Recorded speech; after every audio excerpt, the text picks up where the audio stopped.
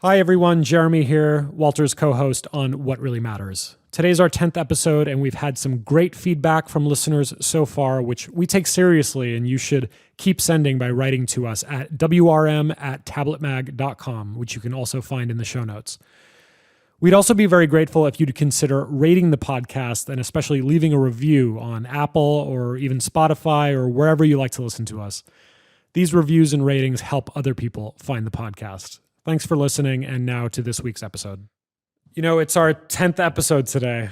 I thought we'd mark the occasion by reading aloud our worst reviews on Apple Podcasts, which would have been fun, except there really is only a single negative review out of 57 so far, and I can't make heads or tails of it. Something about Jim Caviezel playing Jesus and the Garden of Eden being fake or something. Anyway, that was probably from one of my relatives, Jeremy. That checks out. Anyway, we're very grateful to our listeners for making the podcast such a success after only 10 episodes. Obviously, the majority of our subscribers so far come from the Anglosphere, but Walter, would you like to know where else the podcast has been topping the charts these last couple months? Sure.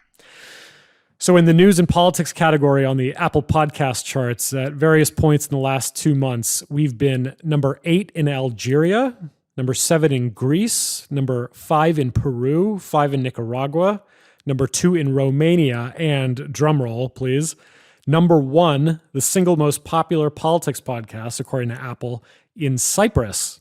I don't know that we've ever spoken about Cyprus, or Romania, or Nicaragua, for that matter. But I hope to visit them all soon and bask in my glory. Right.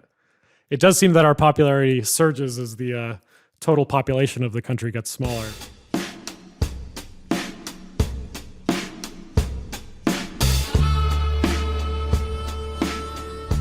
Welcome back, everybody, to What Really Matters. I'm Tablet Deputy Editor Jeremy Stern with you in Los Angeles. I'm here, as always, with Walter Russell Mead, Tablet news writer, Global View columnist at the Wall Street Journal, and Distinguished Fellow at Hudson.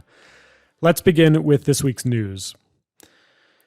First story of the week. Medicare has revealed the first 10 prescription drugs that, for the first time, will face price negotiation. It's an unprecedented flex of market power by Medicare, according to Bloomberg, and a centerpiece of Joe Biden's re-election campaign. By getting the negotiation provision into last year's Inflation Reduction Act, Biden notched the win against an industry that had staved off price controls since Medicare started covering retail prescription drugs 2 decades ago.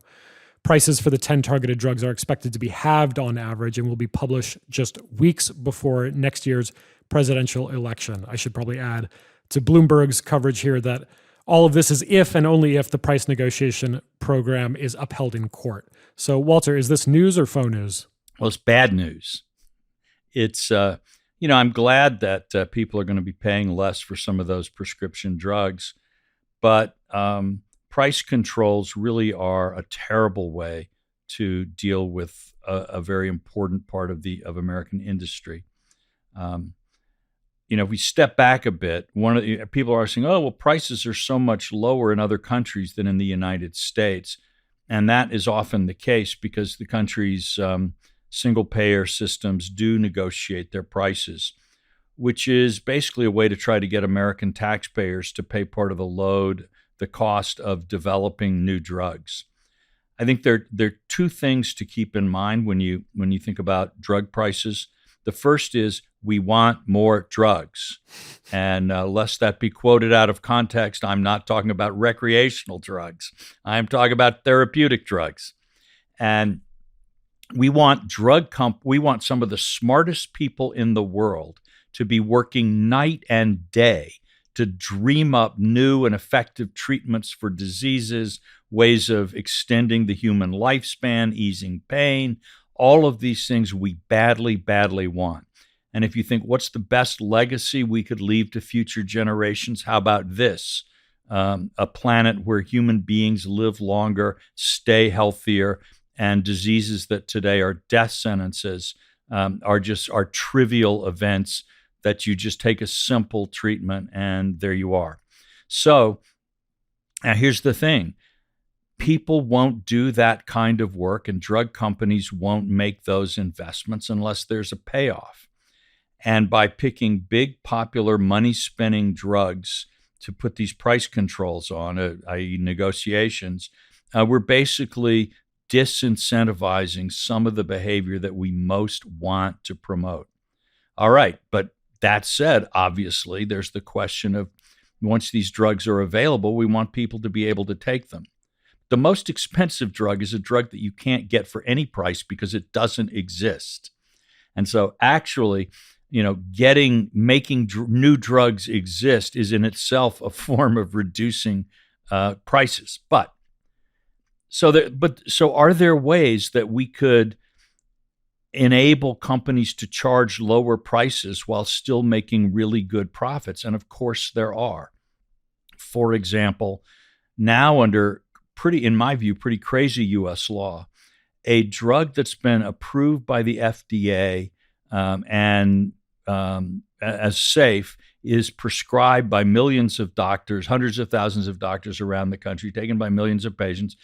10 years later, it turns out this drug causes side effects or whatever. And now the company is locked in decades of multi-billion, in some cases maybe trillion-dollar litigation. Well, you know what? The price on every drug they sell, every product they sell, has to reflect the cost of insuring, et cetera, against that liability. All right. So maybe, just maybe, if the company didn't provide misleading information and the FDA checked it and the FDA approved it, maybe that's the government's responsibility and not the responsibility of the private company. And maybe patients who need help with their care as a result of these things shouldn't be able to sue the drug company, but should come to the United States government for compensation. And that's the way we should fund these things. That would reduce the price of drugs significantly. And there are other things possibly. Maybe people have talked about the idea with these new weight control drugs that are very expensive but seem to do a really good job and will clearly reduce healthcare costs overall if we can drop the obesity epidemic, et cetera, et cetera.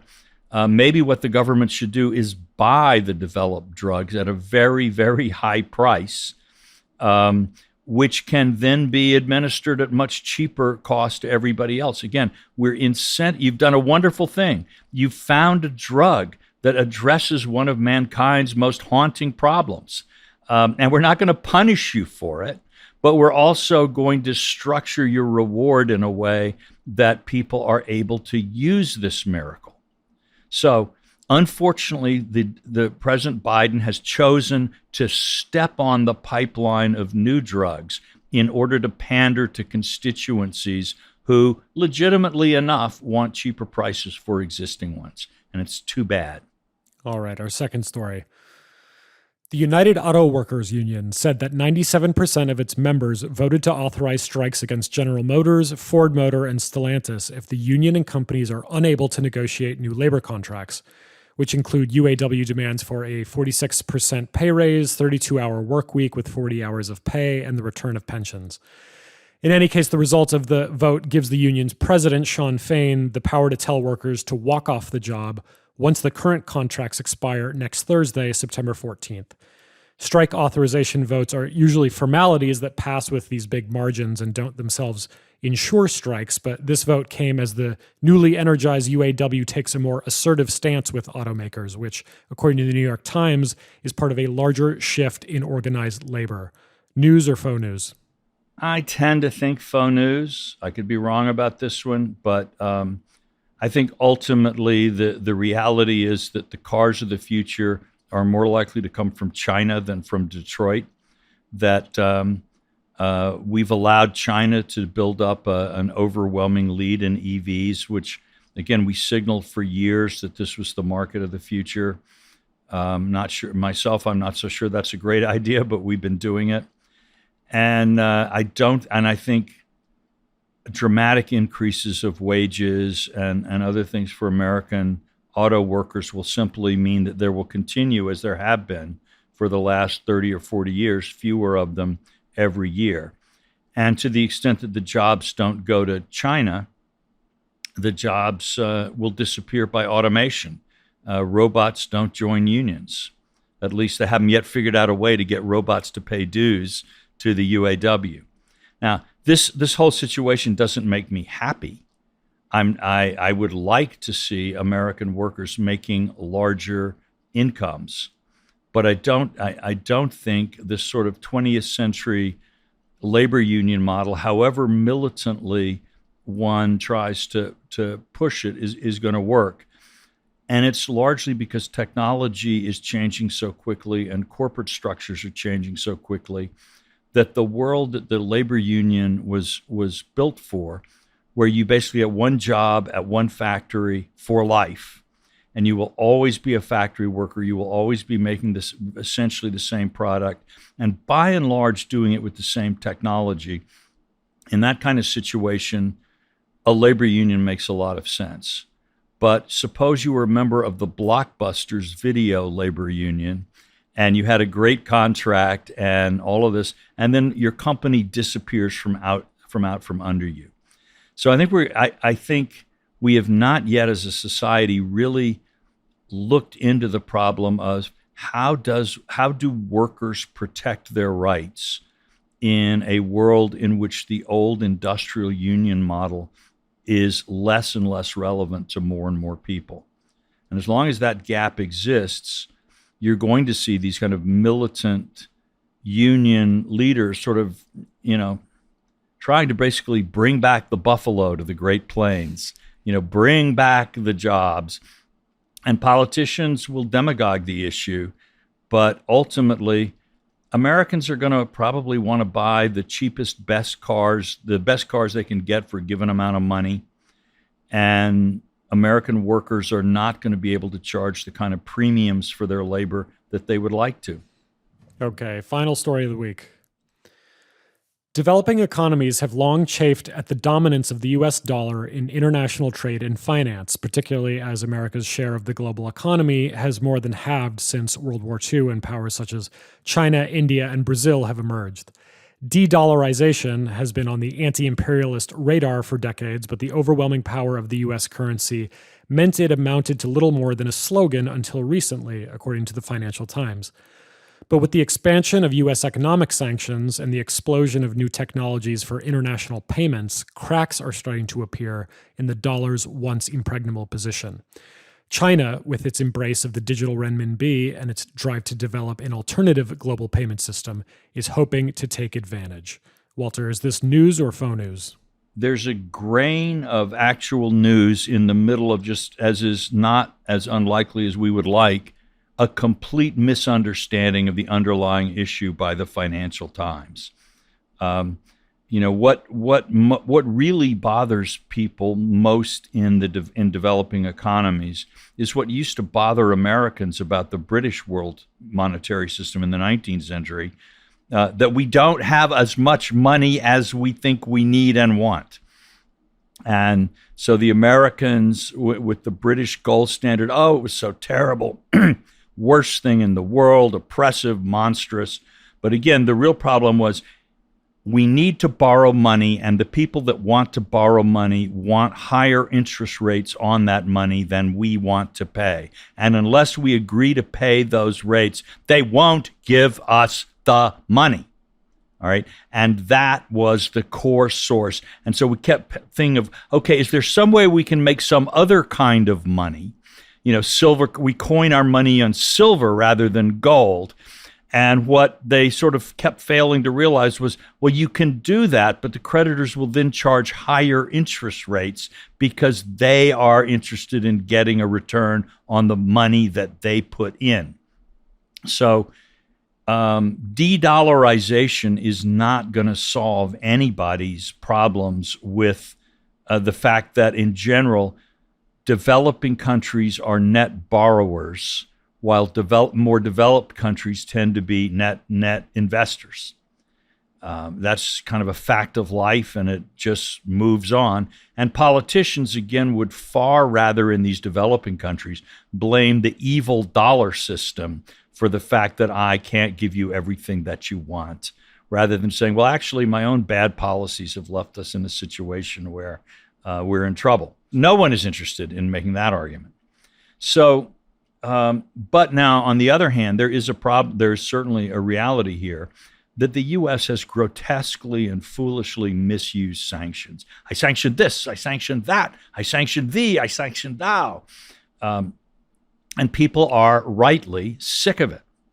And one of the reasons that we do this is because sanctions are, again, a cheap and easy way for unscrupulous politicians to make it look like they're doing something when they're not doing very much of anything. So the human rights lobby comes into your office and they're screaming about, in East Corruptistan, there's gender discrimination. Well, you, as to the extent that you know anything about international relations as a politician, you're going to say, well, there's nothing we can really do about the government of East Corruptistan's gender policies. We can make a speech, but they will not respond.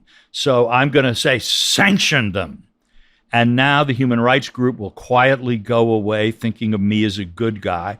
The gender discrimination in East Corruptistan will go on as before.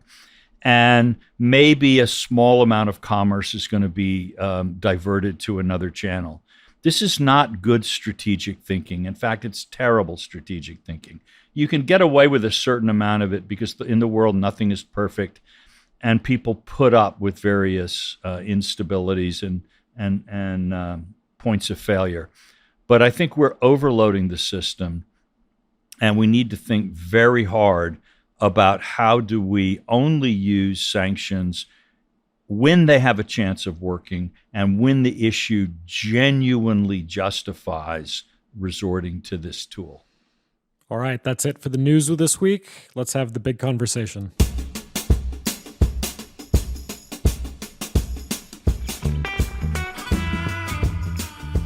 So we were just talking about dollar dominance and the reasons some countries might have for wanting to declare independence from the dollar, including the expanding use and abuse of the dollar as a sanctions tool.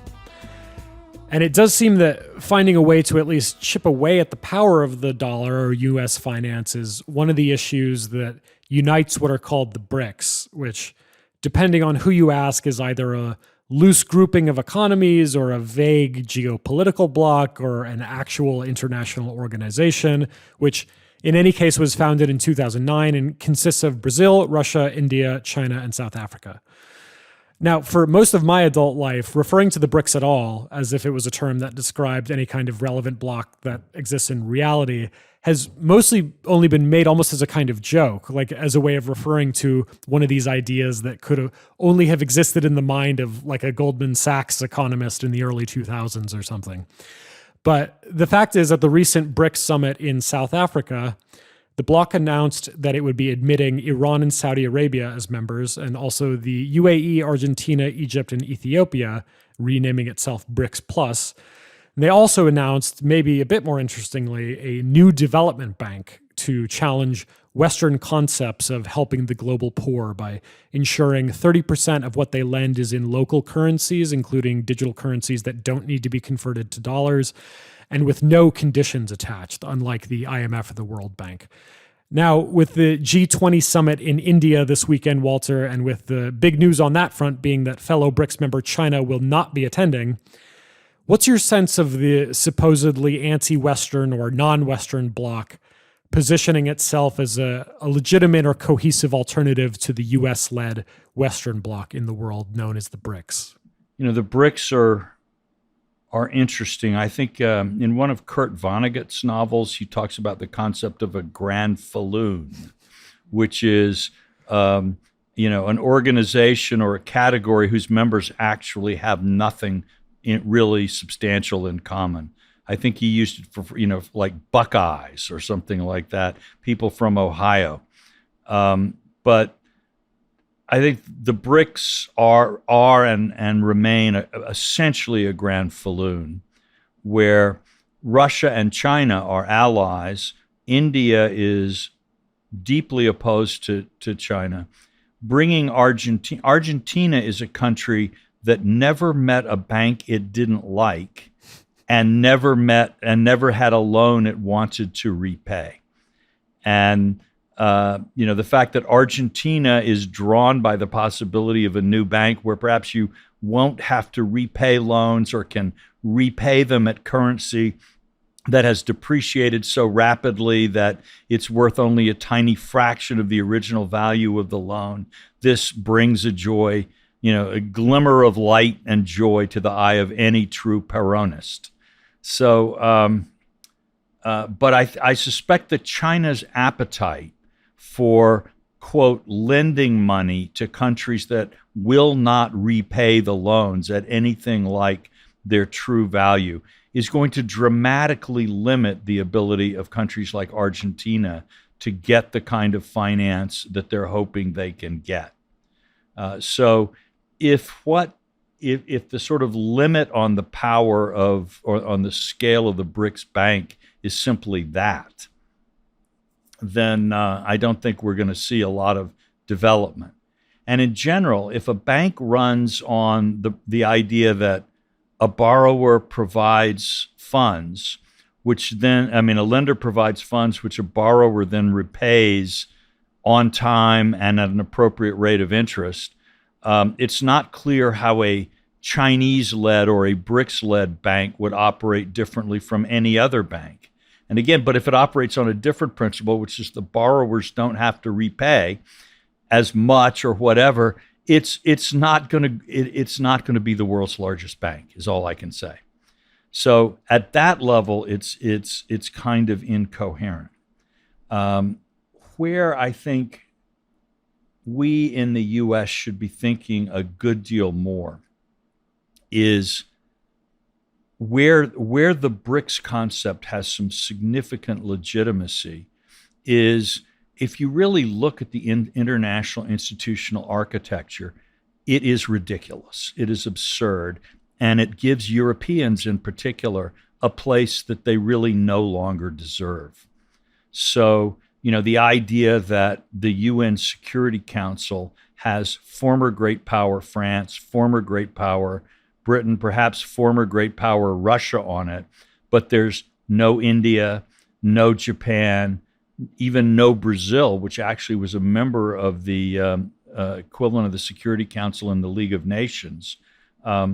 We almost never think about that, but people in those countries look at the international architecture and they think, no, this is not representative. It's not legitimate. They are, in fact, correct. It is not legitimate. And you cannot say to the 1.4 billion people of India that your voice in the world should be equivalent to that of Luxembourg. You both have one seat in the General Assembly. So, there is a legitimate perception that drives hostility to existing world institutions. On top of that, in the current international system, the way things work, the sort of concerns of Western NGOs and civil society are heavily privileged. So, Western foundations who have enough money to basically drown the NGO groups and civil society of any other countries feel they can sort of swank in and throw money to their favored clients, and everybody should just shut up and accept this as, they can astroturf any kind of movement they want, anywhere they want in the world. And any attempt to interfere with that represents some kind of fundamental assault on human rights and human decency. Now, to be fair, many times when governments attack foreign funding of their NGOs and civil society movements, they are, in fact, trying to attack fundamental human rights and human decency. Governments are politicians are as unscrupulous and demagogic in other countries as they are here.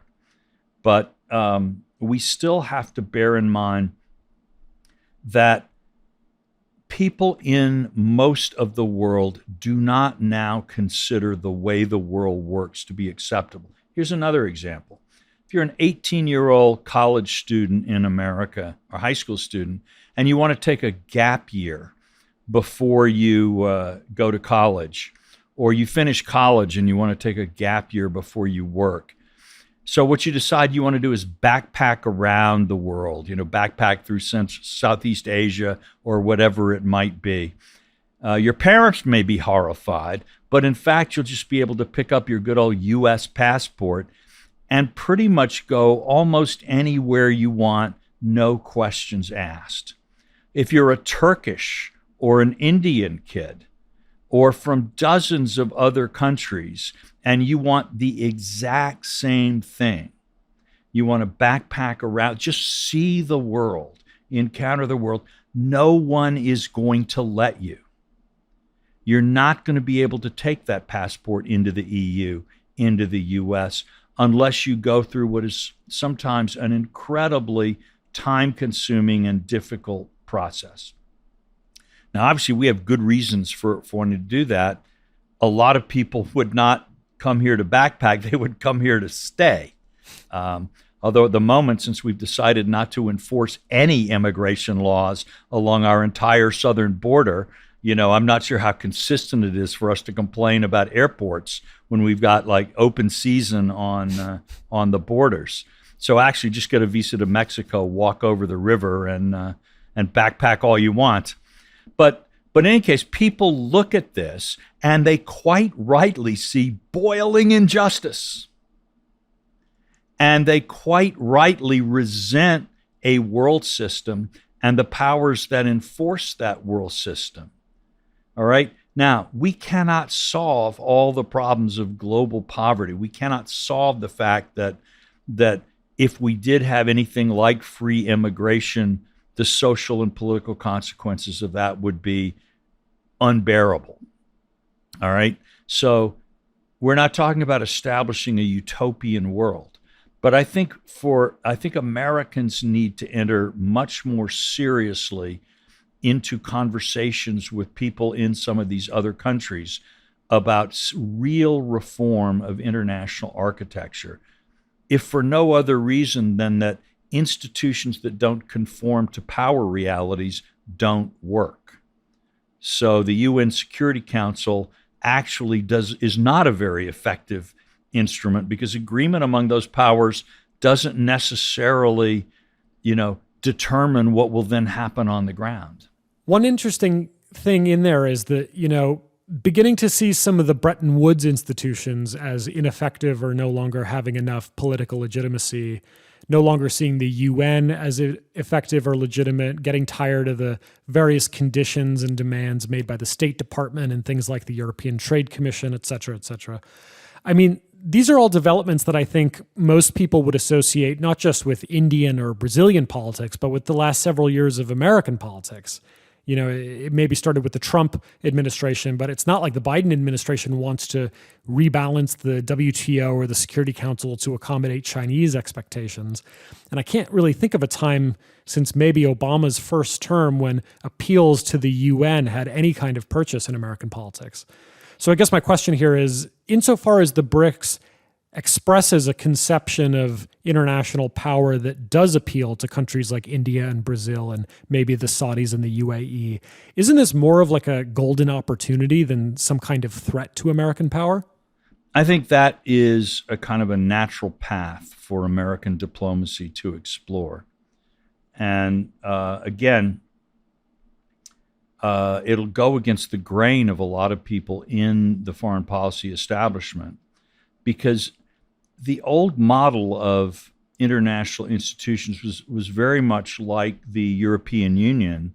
That is, these are things, national sovereignty is seen as something very dangerous, and that if we have too much of it, we'll have World War III, we won't be able to solve problems like climate change or whatever.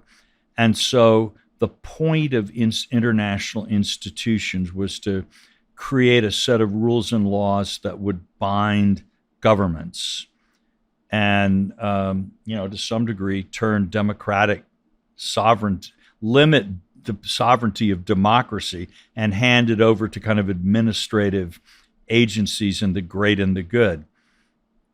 Maybe there are other ways to think about the central problems of international institutions. Maybe they should do things like trying to protect sovereignty more, while also facilitating cooperation of sovereign states on issues of joint interests or concern. Or maybe, the goal of having international institutions be universal may not be as important as we've thought it is. The General Assembly did not grow more effective as it added more members. And by the way, I think this will apply to the BRICS as well. When you put in countries that hate each other, like Iran and Saudi Arabia, you already have countries that are rivals like India and China. This is actually not a recipe for a coherent and effective international organization. And again, you can see in a sense that China and Russia forced the expansion of the BRICS. India was much less enthusiastic about that. And now Russia is staying away. China is staying away. Xi Jinping is not going to the G20 summit in India. So it's almost as if you're getting competing versions of international organizations, even kind of within a reform movement or a movement primarily led by reform-oriented powers. So I do think that this is an opportunity for Americans. Now, one problem is our dear European friends and our dear Canadian friends won't necessarily approve of this. They will, in fact, I would say, bitterly resent and energetically and cleverly oppose efforts to rejigger the world system in ways that, let's just say, conform better to current reality. And they can be very formidable opponents. And they may not be able to make things happen, but they're much better at preventing things from happening that they don't like. So, and for a lot of people in the American foreign policy universe, Atlanticism is the foundation of their idea of what international politics is all about. And so maybe if the U.S. were to move away from a primary partnership with Europe toward primary partnerships with countries like India or Brazil, whose views on some issues are really quite different from ours and from the Europeans, and you started having an international architecture that expressed a non-Atlantic, expressed an Indo-Pacific or hemispheric views, this would be an issue.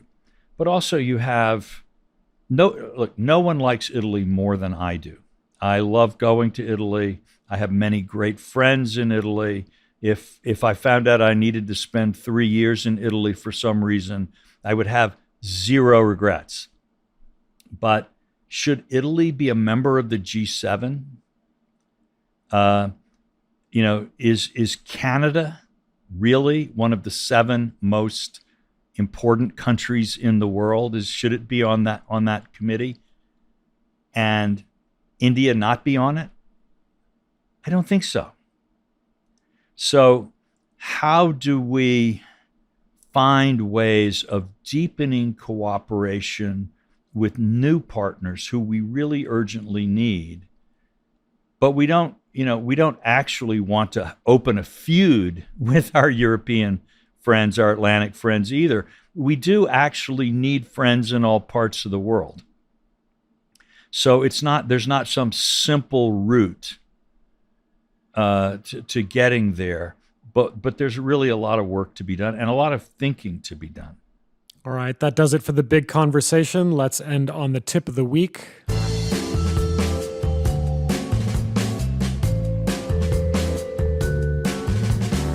I was recently gifted a few volumes of a series of kids' books called Little People, Big Dreams for our 2-year-old. They're these, sweet little toddler-length biographies of like Neil Armstrong and David Attenborough and Elvis and Picasso and so on.